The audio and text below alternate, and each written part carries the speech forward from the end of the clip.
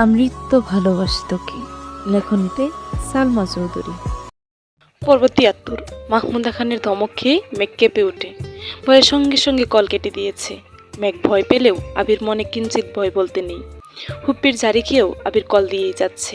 মেঘ phone silent করে রেখেছে ঠিকই, কিন্তু আবিরের অনাবশ্যক কলে বুকের ভেতর অবিচ্ছিন্নভাবে কম্পিত হচ্ছে।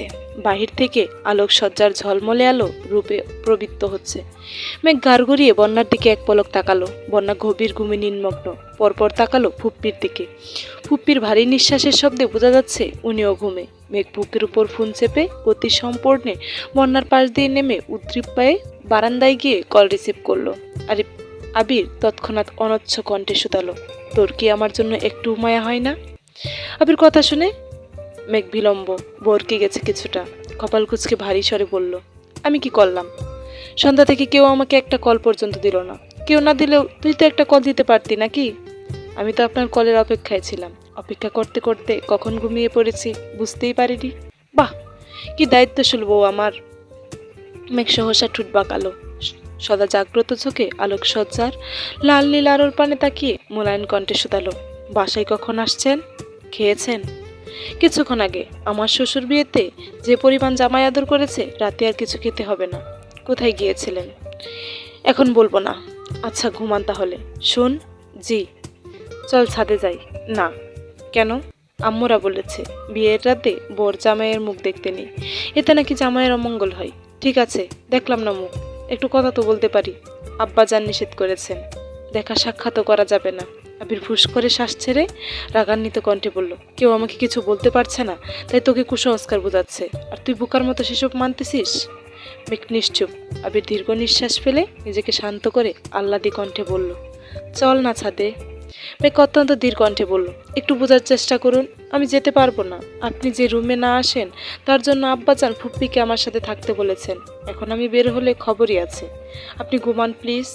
আবির ঢুক গেলে ভ্রু বাঁকিয়ে আবেগতরিত কণ্ঠে বলল, I miss you, I need you, believe me, I really want you স্পেরো। আবিরের কণ্ঠে আবেগ প্রবল। অস্বাচ্ছন্দ্যকর কথাগুলো শুনে মেঘের গা শিউরে উঠেছে। এ যাবৎ কালে আবিরের এত ব্যাকুলতা হতে কখনো দেখেনি সে। মেঘ নিস্পৃহায় দীর্ঘশ্বাস ছেড়ে ঠুট কামড়ে বিড়বিড় করল, আমাকে তো খুব বলতেন সহিংস হতে হবে, ধৈর্যশীল হতে হবে, তাহলে আজ আপনার এই অবস্থা কেন? এত অধৈর্য হয়ে উঠছেন কেন আপনি? আর কত ধৈর্য ধরবো? এতদিন যাবৎ অফিসিয়াল বিয়ের অপেক্ষায় ছিলাম, করলাম তো অফিসিয়াল বিয়ে, আত্মীয় স্বজন এলাকাবাসী সবাই জানলো তো, তাহলে এখন আমার বউকে আমাকে দিচ্ছে না কেন? মানলাম কাল অনুষ্ঠান শেষে বাসর হবে, কিন্তু দেখা তো করতে দেবে, কথা তো বলতে দেবে। আমার মাঝে কংক্রিটের দেয়াল সৃষ্টির কি দরকার ছিল? জানি না। আমার ঘুম পাচ্ছে, ঘুমাবো, আপনিও ঘুমান। বুকের ভেতর আগুন জ্বললে ঘুমাবো কিভাবে? মেঘ মুচকি হেসে বলল, এক বোতল ঠান্ডা পানি খেয়ে ঘুমিয়ে পড়েন। মেঘ কল কেটে রুমে চলে গেছে। আবির কপালে কয়েক স্তর বাস ফেলে বিড়বিড় করলো, এত কাহিনী করবে জানলে কমিউনিটি সেন্টার থেকেই পালাতাম। মেঘ ভোরবেলা উঠে আবারও ঘুমিয়েছে, তাই সকালে ঘুম একটু দেরিতেই ভেঙেছে। আশেপাশে বন্যা ফুপ্পি কেউই নেই। আবিরের কথা মনে পড়তেই সঙ্গে সঙ্গে ফোন হাতে নিল। মেঘ আনমনেই নেট অন করে ফেসবুকে ঢুকলো।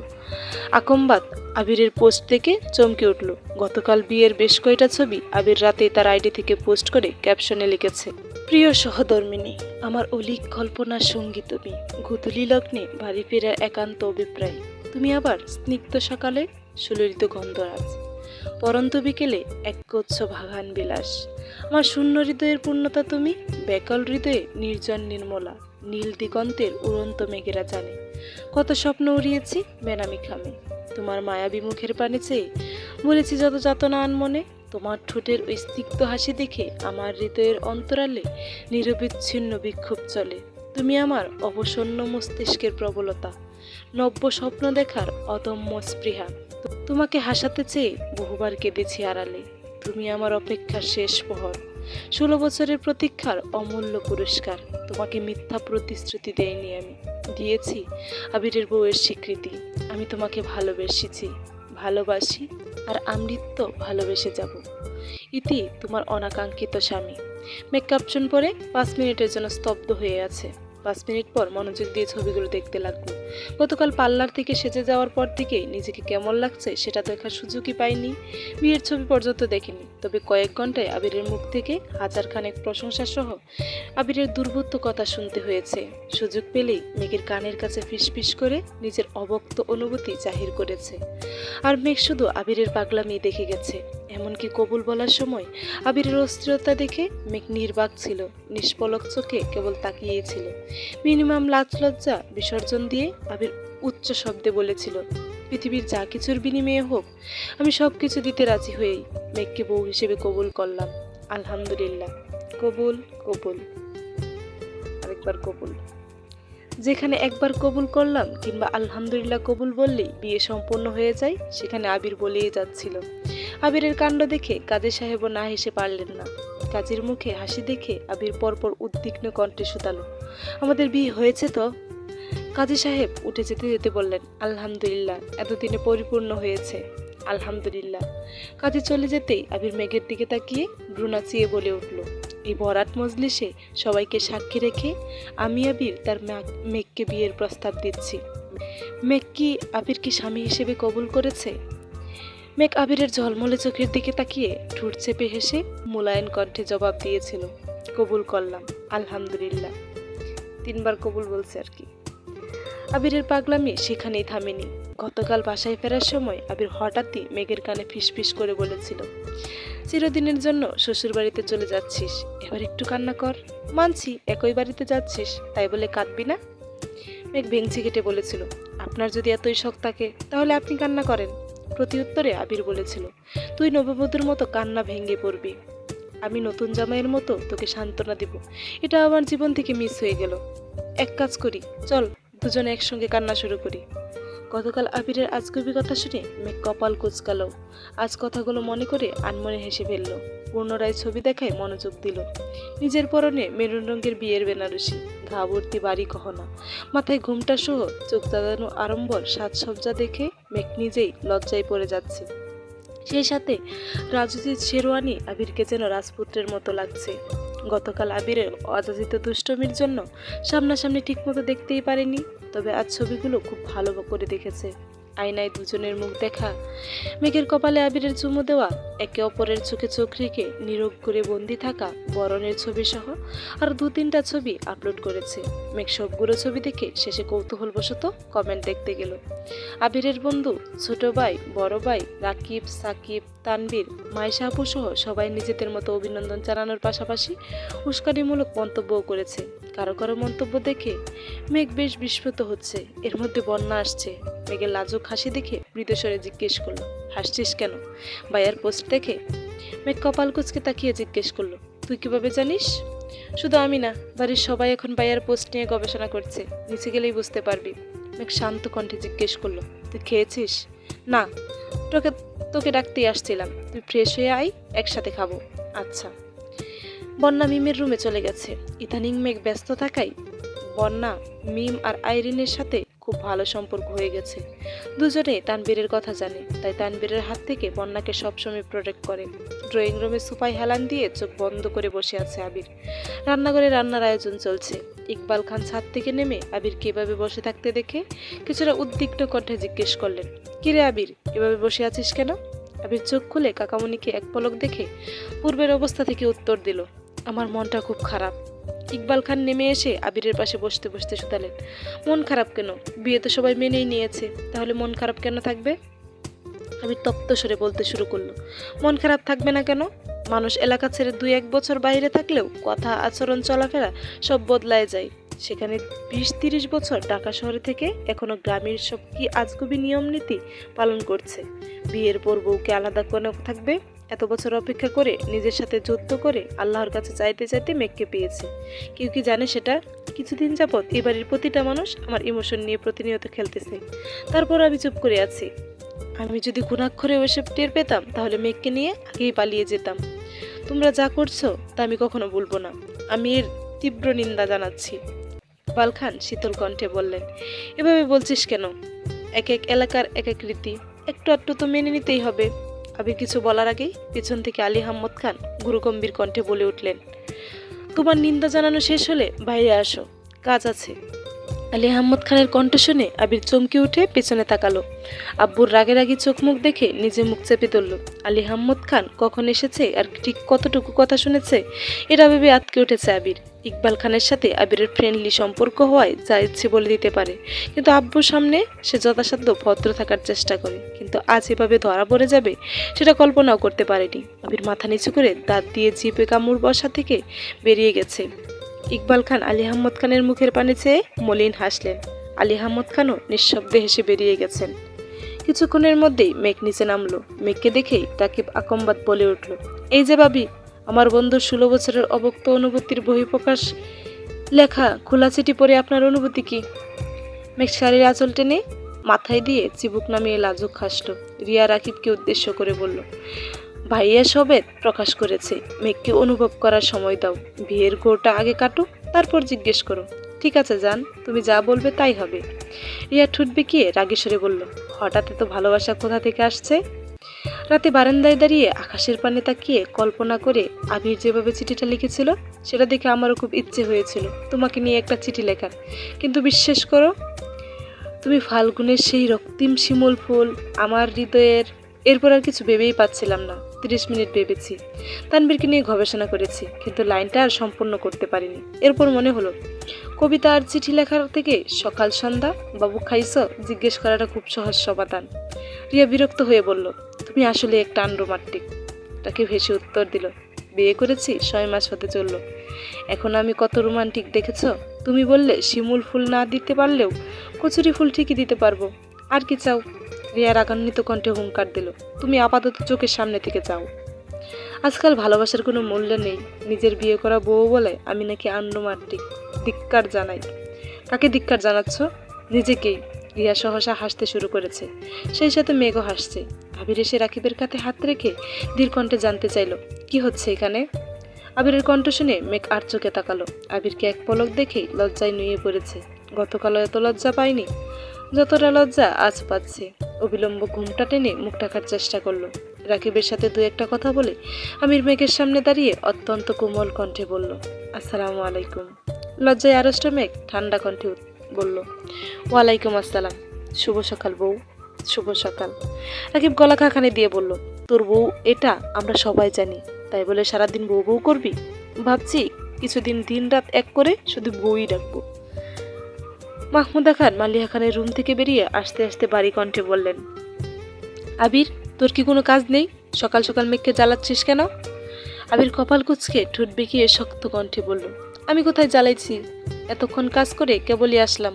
ফুপ্পি, তোমরা আমার সাথে কিসের শত্রুতা বলো তো? আব্বুর সাথে তুমিও এমন আচরণ শুরু করেছো কেন? তোমাদের থেকে তো আমার শ্বশুরই ভালো। মেয়ের খেয়েছে কিনা দেখতে আমাকে জোর করে পাঠিয়েছে, আর তোমরা? মাহমুদা খান রাজবাড়ি কণ্ঠে বললেন, ভাইজান খুব সহজে মেনে নিয়েছে তো তাই কিছু বুঝতে পারছিস না। ভাইজানের ধমক না শোনা পর্যন্ত শান্তি পাচ্ছিস না, তাই না? তোর আচরণে কোনো কারণে ভাইজান যদি রেগে যান, বাড়ি ভর্তি মেহমানদের সামনে চিৎকার চেঁচামেচি করেন, বিষয়টা কিন্তু ভালো লাগবে। তার থেকে উনি শান্ত আছেন, তুইও শান্ত থাক। ঠিক আছে, থাকলাম শান্ত। আবির মুখ ফুলিয়ে শ্বাস ছেড়ে মেঘের দিকে তাকিয়ে ব্যস্ত কণ্ঠে বলল, বউ, তুমি খেয়ে নিও। হ্যাঁ, তোমার ফুফু শাশুড়িটা ভালো না, একদম মহিলা হিটলারের মতো আচরণ করছেন। আমি এখন পালাই। আবির এক দৌড়ে বাসা থেকে বেরিয়ে গেছে। রাকিবও হাসতে হাসতে চলে গেছে। মাহমুদা খান হেসে বললেন, মেঘ, খেতে বস, আমি ওদের ডাকি নিয়ে আসি। একটু পরেই সবাই খেতে নেমেছে। মেঘকে দেখে জান্নাত বলে উঠল, তুমি আমার স্নিগ্ধ সকালের সুললিত গন্ধরাজ, পরন্ত বিকেলের একগুচ্ছ ভাগান বিলাস। পাশ থেকে আইরিন বলল, বাবি, এইটা না, আমার ওই লাইনটা বেশি ভালো লেগেছে। নীল দিগন্তের উড়ন্ত মেঘেরা জানে কত স্বপ্ন উড়িয়েছি বেনামি খামে। রিয়া মৃদুস্বরে বলল, তোমরা শুধু শুধু মেঘকে জ্বালিও না। মেঘ, আমি তোমাকে ভালোবেসেছি, ভালোবাসি, আর আমৃত্যু ভালোবেসে যাব। তুমি একদম মন খারাপ করবে না, কেমন? ওদের দুষ্টুমিতে মেঘ চোখ তুলে তাকাতেই পারছে না। এর মধ্যেই মালা এসে একটা চেয়ার টেনে বসলো। আর এর মজার ছলে জিজ্ঞেস করলো, মালা আপু, আপনার কোন ডায়লগটা ভালো লেগেছে? কিসের ডায়লগ? আবির ভাইয়া মেঘবাবিকে নিয়ে যে ফেসবুকে খোলা চিঠি লিখেছে, আপনি দেখেননি? মালা আইরিন দেখে পরপর মেঘের লজ্জামাখা আদলের পানে তাকালো। মনে মনে ভিড় করলো, আমাকে ব্লক করে রাখলে কিভাবে দেখবো? আইরিন আবার জিজ্ঞেস করলো, দেখেননি?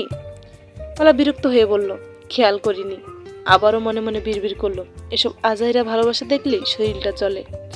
বৌভাত উপলক্ষে মেঘ আজ অফ হোয়াইট রঙের মধ্যে গোল্ডেন স্টোনের একটা গর্জিয়াস লেহেঙ্গার পরেছে। আবির মেঘের সাথে ম্যাচিং করে অফ হোয়াইট রঙের স্যুট পরেছে। রাকিবটা যে যার মতো সেজেছে। মালা আজ হুট করে একটা গর্জিয়াস শাড়ি পরেছে। মালার সাজ দেখে সাকিব মেঘে সরে বলল, ছেঁকা মানুষের ঘরের দরজা বন্ধ করে সপ্তাহব্যাপী বা মাসব্যাপী কাঁদতে দেখেছি, অথচ তুই তা না করে নাচতে নাচতে বিয়ে খেতে চলে আসছিস। তোর কি মিনিমাম লজ্জা নেই? লাজ লজ্জা দুয়ে কি শরবত খাবো নাকি? আর একটা কথা শুনে রাখ, আমি চাইলেও আবির ভাইকে বিয়ে করতে পারতাম, কিন্তু আমি মেঘের মতো এত উন্মাদ না যে আমার আবির ভাইকেই লাগবে। সাকিব ফিক করে হেসে বলল, কথাই আছে, পাগলের সুখ মনে মনে। আর কি কি বলে নিজেকে সান্ত্বনা দিচ্ছিস জানাইস আমাকে, প্রয়োজনে আমি আরো কিছু অ্যাড করে দেব। আর রইল বাকি মেঘবতীর পাগলামির কথা। আবির ভাইয়া দেশে আসছি মেঘকে পাগল করতে। 14 বছর তো একাই পাগলামি করে গেল। ভাইয়ার কি ইচ্ছে হয় না মেঘবতীর জন্য একটু পাগলামি করবে? বাড়ি ফেরার অপেক্ষায় থাকবে, তাকে দেখার জন্য বা একটু কথা বলার জন্য উতলা হয়ে থাকবে। তার দিকে কেউ তাকালে অগ্নিকন্যার রূপ নেবে।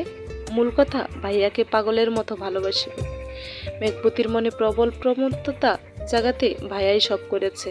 তাই তোর চোখে মেঘবতী উন্মাদ হলেও আবির ভাইয়া তার গুরু। মালার আগে কটমট করে চলে যেতে নিলে অলক্ষিতভাবে লিমনের সাথে ধাক্কা খেল। মালা মাথায় হাত দিয়ে রাগান্বিত কণ্ঠে হুঙ্কার দিল, আপনি কি চোখে দেখেন না? লিমন মালার দিকে তাকিয়ে মৃদু হেসে বলল, মাঝে মাঝে একটু কমই দেখি। মালার আগে ফুসফুস করে চলে গেছে, মাইশা আপু ওনার হাজবেন্ড আজ দুপুরেই আসছেন। আবির কল দিতে দিতে অনেক কষ্টে আপুকে রাজি করিয়েছে। মেঘ আপুকে দেখে আহ্লাদিত কণ্ঠে বলল, আপু মনে আছে তো? বাবুকে কিন্তু সর্বপ্রথম আমার কোলে দিতে হবে। হ্যাঁ গো মনে আছে, দোয়া করো বাবু সুস্থভাবে হলে তোমার কোলেই প্রথমে দেব। মেঘ একগাল হেসে বলল, ঠিক আছে। আবির মেঘের দিকে তাকিয়ে কিছু ভেবে আনমনে হাসলো। মেঘ বিষয়টা খেয়াল করে জিজ্ঞেস করলো, হাসছেন কেন? এমনি। বলুন। রাতে বলবো না, এখন বলুন। I love you, I want to hug you, I want to kiss you. মেঘ সঙ্গে সঙ্গে আবিরের হাতে চিমনি খেটে ব্যস্ত কণ্ঠে বলল, চুপ করুন। এখন তো চুপ করতেই বলবি। অফিসিয়াল বিয়ে 24 ঘন্টা পালিয়ে গেছে, অথচ এখনো অফিসিয়াল আলিঙ্গনটা করতে পারলাম না। মেঘ নিজের কপাল চাপড়ে বিড়বিড় করলো, এত নির্লজ্জ কবে হলেন আপনি? তোকে বিয়ে করার পর। সারাদিন অনুষ্ঠান শেষে বিকেলের দিকে অনেক আত্মীয় স্বজনে চলে গেছে। এশা পর্যন্ত সবাই মোটামুটি ব্যস্ত ছিল। এশার নামাজ পড়ে মোজাম্মেল খান আর আলী আহমদ খান একসাথে চা খেতে বসেছেন। কিছুক্ষণের মধ্যেই আবির আর ইকবাল খানও এসেছেন। তানবীর, সাকিব, রাকিব, আরিফ মিলে বাসরঘর সাজাচ্ছে। গতকাল তানবীর বোনের পক্ষে থাকলেও আজ সে আবিরের পক্ষে। আবির নামাজ থেকে এসে নিজের রুমে চলে গেছে। ভুল করেও কেউ যেন লাল গোলাপ না লাগায় তার জন্যই মূলত দেখতে গেছে। ফুল কিনতে যাওয়ার আগে তানবীরকে বারবার বলে দিয়েছে ভুলেও যেন লাল গোলাপ না আনে। মিনহাস মেঘকে লাল গোলাপ দেওয়ার মতো বিশাল অপরাধের শাস্তিস্বরূপ আবির সেই রাগ মিনহাসের উপর না দেখিয়ে গোলাপের উপর দেখাচ্ছে। বিয়ে উপলক্ষে আবিরের রুম সম্পূর্ণ পরিষ্কার করা হয়েছে। আবিরের শৈশব কৈশোরের যত স্মৃতি ছিল সব সরিয়ে একদম ফাঁকা করে দিয়েছে। বিয়ের ঝামেলা মিটলে প্রয়োজনীয় সব জিনিসপত্র এনে রুম সাজানো হবে। গায়ে হলুদের দিন থেকে আবিরের আব্বু চাচ্চু মুখোমুখি বসেনি। অবশেষে আজ আবির আব্বু চাচ্চুর পাশে গিয়ে বসেছে। মোজাম্মেল খান চিন্তিত স্বরে বললেন, কিছু বলবে? জি বলো। আপনাদের পরিকল্পনার বাইরে আমি যে কাজগুলো করতে বলেছিলাম সেগুলোর খরচ জানতে চাচ্ছিলাম। আমি পেমেন্ট দিয়ে দিচ্ছি, সম্ভব হলে রাতে বা সকালের মধ্যে পরিশোধ করে দিবেন। আলী আহমদ খান ঠান্ডা কণ্ঠে বললেন, তোমার দিতে হবে না আব্বু, আমি আগেই বলে রেখেছিলাম অন্ততপক্ষে আমার পরিকল্পনাগুলোর টোটাল পেমেন্ট আমি করব। মোজাম্মেল খান আস্তে করে বললেন, আচ্ছা তুমিই করো, কিন্তু এত তাড়াহুড়া করার প্রয়োজন নেই। ইমার্জেন্সি সবার পেমেন্ট করে ফেলেছি, আর যারা নেয়নি তাদের কাল পরশুর মধ্যে দিয়ে দিব। আমি হিসেবটা দেখতে যাচ্ছিলাম চাচ্চু। আমার কি কপাল, মেয়ের জামাই কত সুন্দর করে চাচ্চু বলে ডাকছে। এবার মৃদু হেসে মেকিশরে বলল, মেঘের মতো আমিও কি আব্বাজান বলে ডাকবো? আলী আহমদ খান, মোজাম্মেল খান আর ইকবাল খান তিনজনেই একসঙ্গে হেসে উঠলেন। প্রায় 1 ঘন্টা যাবৎ চারজন মিলে হিসাব করেছে। এদিকে জান্নাত আর রিয়া মিলে মেঘকে সাজাচ্ছে আর বাসরের নিয়ম কানুন শিখিয়ে দিচ্ছে। মেঘের মনে ভয়, লজ্জা, আতঙ্কের সাথে এক অজানা ভালো লাগা কাজ করছে। রাত 10টার পরপরই ওদের সাজানো শেষ হয়েছে। আবিরের নিষেধাজ্ঞা থাকায় লাল গোলাপ ছুঁয়েও দেখেনি। সাদা বেলি, কাঠগোলাপ, 3-4 রঙের জারবেরা, জিনিয়া সহ সেই ফুল পেয়েছে, সব দিয়ে সাজিয়েছে। সাজানো শেষে মেঘকে নিয়ে বিছানার মাঝ বরাবর বসিয়েছে। মেঘের সামনে ফুলের পাপড়ি দিয়ে একটা লাভ এঁকে তাতে এ আর এম লিখেছে। তারপর শুরু হয়েছে দল বাঁকাবাকি। কয়েকজন আবিরের পক্ষে থাকলেও বেশিরভাগই মেঘের পক্ষে। তানবীর আর আবিরের পক্ষে শুনে বন্যার আগে মুখ করে বলল, আপনি ধুমুকু সাপের মতো আচরণ করছেন কেন? তানবীর হেসে বলল, বোনের বিয়ের পর স্বাভাবিকভাবেই বোনের শ্বশুর বাড়িতে চলে যায়। ভাগ্য ভালো আমার বোন আমার চোখের সামনেই আছে। বোনের শ্বশুর বাড়ির অন্য কোথাও হলে আজকে বাসার ঘর সাজানো অসম্ভব ছিল। তাছাড়া বড় ভাই হয়ে ছোট বোনের বাসর আটকানো তেমন শোভা পায় না। বন্যা আর কিছু বলেনি। এদিকে আবিরের হিসাব টিকাশে এক পর্যায়ে মোজাম্মেল খান বললেন, অনেক তো হিসেব দেখলে, এখন বরং যাও তুমি। আবির ঘাড় ঘুরিয়ে মালিয়া খানকে উদ্দেশ্য করে বলল, আম্মু, তোমাদের যা যা নিয়মকানুন আছে তাড়াতাড়ি শেষ করো, আমার ঘুম পাচ্ছে। মোজাম্মেল খান আকম্বাদ কাশতে শুরু করলেন। ইকবাল খান আবিরের হাত চেপে বিড়বিড় করে বলল, বাবা চাচারা আছে, কথাবার্তা একটু সাবধানে বল। আবির ব্রুকুচকে মনে মনে বিড়বিড় করলো, গত দুরাতে এক ফোঁটাও ঘুমাতে পারিনি, এখন বিয়ে করেছে বলে কি ঘুম পেলেও বলা যাবে না? আবির নিশ্চুপ দেখে মুজাম্মেল খান স্বাভাবিক কণ্ঠে বললেন, বাকিগুলো সকালে দেখে নিও। আবির তপ্ত স্বরে বলল, আর কিছু দেখতে হবে না, যা লাগবে তানবীরকে বললেই হবে। মাহমুদা খান এসে মৃদু স্বরে বললেন, আবির, তুই এখন রুমে যেতে পারিস। আবির হঠাৎই কেমন যেন লজ্জা পাচ্ছে, লজ্জায় উঠে যেতে পারছে না। আলী আহমদ খান আকম্বাদ বকে উঠলেন, এত লজ্জা পেতে হবে না, যাও। আবির মাথা নিচু করে উঠে রুমের দিকে চলে গেছে। রুমের সামনে যথারীতি দুদল মানুষ দাঁড়িয়ে আছে। তানবীর আবিরের দলে হওয়া সত্ত্বেও ওরা জোরপূর্বক তানবীরের রুমের ভিতর রেখেছে। আবির দরজা থেকে উকি দিয়ে বিছানায় দেখে নিল, মাথায় ঘুমটা দিয়ে নববধূ বিছানায় বসে আছে। আবির রাকিবকে উদ্দেশ্য করে স্বাভাবিক কণ্ঠে বলল, কি চাই? তেমন কিছু না। রাকিব আবিরের পাশ থেকে বলে উঠল, আর যত ইচ্ছে দে, আমি বারণ করব না, কারণ বাসর আমিও সাজিয়েছি, তাই আমিও ভাগ পাবো। আবির রাকিবের দিকে তাকিয়ে হাসলো। আইরিন আকম্বাদ বলে উঠল, ভাইয়া, তাড়াতাড়ি টাকা দিয়ে আমাদের বিদায় করো। আবির শান্ত কণ্ঠে বলল, তোরা কত চাস সিদ্ধান্ত নিয়ে তানবীরের কানে কানে বল। আইরিন, জান্নাত, রিয়া, বন্যা ফিসফিস করে কিছুক্ষণ ভেবেচিন্তে তানবীরকে জানালো। আবির সঙ্গে সঙ্গে বলল, সিদ্ধান্ত ফাইনাল? হ্যাঁ। এখন সামনে থেকে সরো। কেন সরবো? আগে টাকা দিবে, তারপর যাব। আমি তপ্ত সুরে বলল, আমি যেতে বলিনি আপু, শর্তে বলছি। বউ না দেখে আমি তোমাদের কিচ্ছু দিতে পারছি না। বউ দেখে পড়লে তো শেষই। তোমরা যেমন আমাকে বিশ্বাস করতে পারছো না, তেমন আমিও পারছি না। আমার বউ এর জায়গায় অন্য কাউকে বসিয়ে রাখুনি, তার কি গ্যারান্টি আছে? তোমরা সহজ সমাধান দিয়েছি। তোমাদের অ্যামাউন্ট আমি না জানলেও তানবীর জানে। আমার বউ ঠিকঠাক থাকলে তোমরা তোমাদের প্রাপ্য পেয়ে যাবে। আগে বউ দেখবো, তারপর টাকা দেব। এখন তোমরা ভেবে দেখো, ঠকাবে না তো? তোমরা আমাকে না ঠকালে আমিও তোমাদের ঠকাবো না। ঠিক আছে। ওরা এক প্রকার বাধ্য হয়ে আবিরকে রুমে ঢুকতে দিয়েছে। আবির রুমে ঢুকে মেঘকে উদ্দেশ্য করে সালাম দিল। মেঘ কাঁপা কাঁপা গলায় সালামের উত্তর দিয়েছে। এতক্ষণ যাবৎ মেঘ শান্ত থাকলেও এখন আর শান্ত থাকতে পারছে না। আবির যত কাছাকাছি আসছে, মেঘের শরীরের প্রতিটা শিরা উপশিরা রক্ত সঞ্চালন তত বেড়ে যাচ্ছে। ঢুকিলে বারবার নিজেকে শান্ত রাখার চেষ্টা করছে। আবির কিছুটা ঝুঁকে খুব যত্ন সহকারে আস্তে ধীরে মেঘের ঘুমটা ওঠালো। লজ্জায় রাঙা মেঘের নামানো চিবুক দেখে কিঞ্চিত ভ্রু কুঁচকালো। আবির সহসা দু আঙ্গুলে মেঘের চিবুক উঠালো। আবিরের শক্ত হাতের কোমল স্পর্শে মেঘের শীর্ণ উদর থরথর করে কাঁপছে। হৃদয়ে তোলপাড়ে নিঃশ্বাস এলোমেলো হয়ে যাচ্ছে।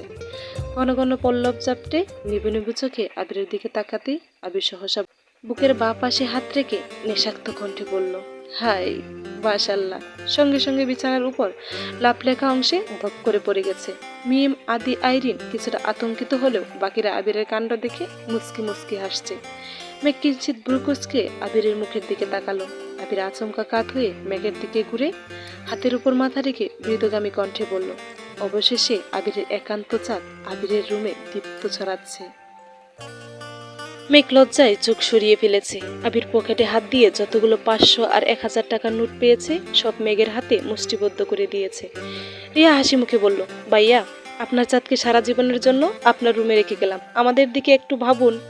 আবির মেঘের দিকে তাকিয়ে মুলায়ন কণ্ঠে বলল, ওরা কিছু চাচ্ছে, দেব? মেঘ কিছুই বলছে না, চুপচাপ বসে নিজের হৃদস্পন্দন গুনছে। আইরিন সঙ্গে সঙ্গে বলল, এটা কিন্তু কথা ছিল না, তুমি বলছো বাবিকে দেখিয়ে দিয়ে দিবে। আবির মেঘের দিকে তাকিয়ে থেকে ঠান্ডা কণ্ঠে বলল, আমি আমার বউয়ের অনুমতি ব্যতীত কিচ্ছু দিতে পারছি না, সরি। সবাই মেঘকে রিকোয়েস্ট করছে, কিন্তু মেঘের মুখ ফুটে কিছুই বলতে পারছে না। আবির মৃদু হেসে পুনরায় প্রশ্ন করলো, কি হলো, দিয়ে দেব? মেঘ গাড় কাত করে সম্মতি জানালো। আবির সঙ্গে সঙ্গে বিছানা থেকে উঠে স্বাভাবিক কণ্ঠে বলল, তোমাদের অ্যামাউন্ট কত ছিল আমি জানি না, আর জানতেও চাই না। আমার বউ যেহেতু সম্মানী দিয়েছে, তাই তোমরা যা চেয়েছো তার ডাবল পাবে। তানবীর দিকে তাকিয়ে মৃদুস্বরে বলল, তানবীর, ওদের অ্যামাউন্ট বুঝিয়ে দিবি। জি ভাইয়া। জান্নাত রিয়া একসঙ্গে বলে উঠল, ইস, এত বড় মিস্টেক কিভাবে করলাম, আগে জানলে আরো বেশি চাইতাম। আইরিন বলল, আমরা এখন নতুন করে অ্যামাউন্ট চাইবো। আবির মুচকি হেসে বলল, সুযোগ একবারই দিয়েছি, আর সেই সুযোগ আর পাবে না। এখন সবাই যাও এখান থেকে।